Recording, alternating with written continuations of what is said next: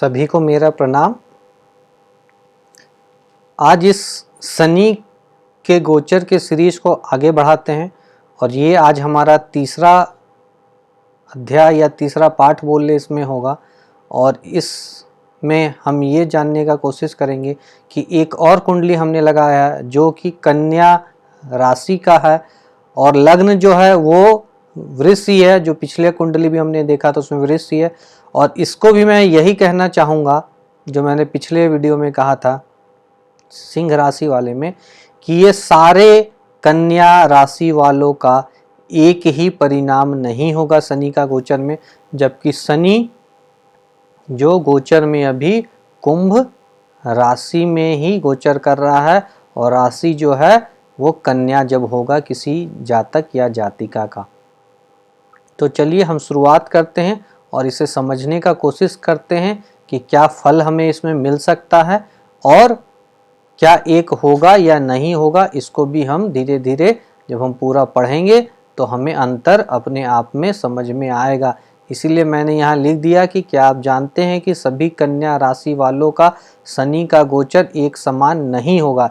यानी अभी जो शनि कुंभ राशि में गोचर कर रहा है ये सभी कन्या राशि वालों का, मैंने फिर वही कहा कि 10.5 करोड़ का एक जैसा सिर्फ भारत में नहीं हो सकता और पूरे विश्व में ले ले तो फिर तो 50 करोड़ से भी ऊपर का एक जैसा नहीं हो सकता है। ठीक है, तो मैं आशा करता हूं कि सिर्फ एक ये डेटा फैक्ट से ही आप जो है समझ सकते हैं कि इस तथ्य का पुष्टि कर रहा है कि हम ये ना बोल दे कि शनि का कुंभ गोचर कन्या राशि वालों का सिर्फ यही फल करेगा। तो फिर मैं उसी बात को दोहराता हूँ, शनि जो है गोचर 29 अप्रैल को जो है कुंभ राशि में शुरुआत किया, यानी राशि परिवर्तन उन्होंने मकर से कुंभ में किया था। अब चलिए ये एक जातक हैं जिनकी जन्म तिथि 20/4/1970 है और जन्म का जो समय है वो सुबह के 8:21 में जैथारी जो मध्य प्रदेश भारत में है। तो चलिए इनके जन्म कुंडली को पहले देख लेते हैं। तो इनका जो लग्न है वो वृष लग्न है और वृष लग्न में ही यानी लग्न में जो है मंगल बैठे हुए, यानी प्रथम भाव में मंगल बैठे हुए हैं।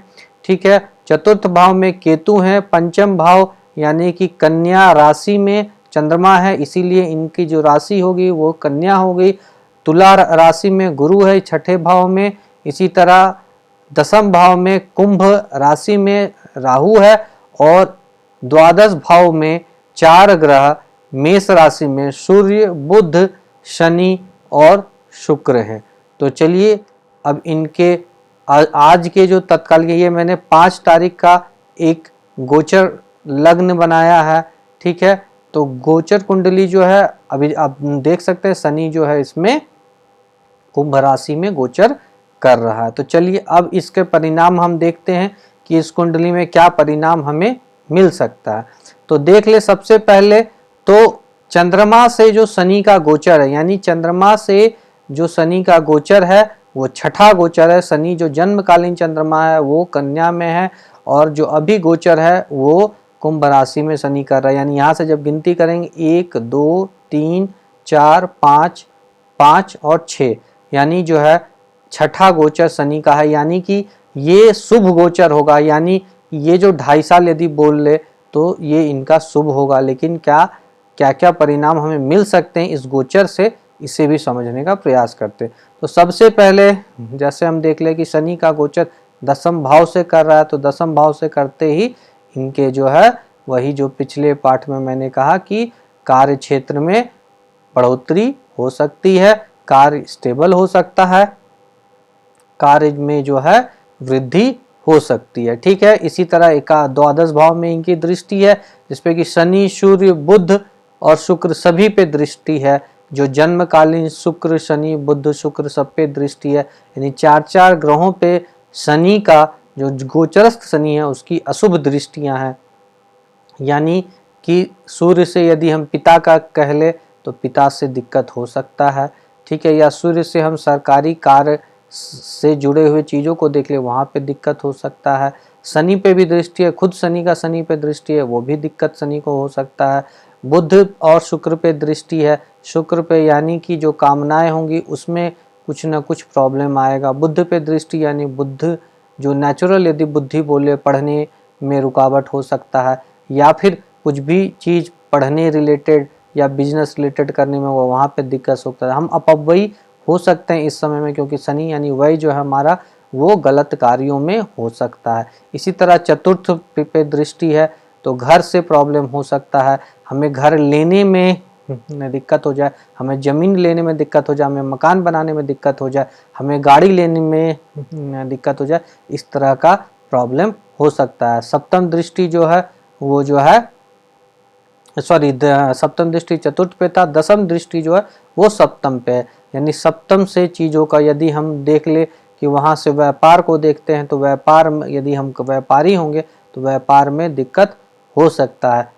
यदि हम बोल ले पत्नी से मनमुटाव इस समय हो सकता है, यदि कुछ प्रॉब्लम पहले से चल रहा है तो उसमें बढ़ोतरी हो जाएगी। ठीक है, इसी तरह हम देख ले हमारे जो डेली कार्य हैं उसमें रुकावट आ सकता है।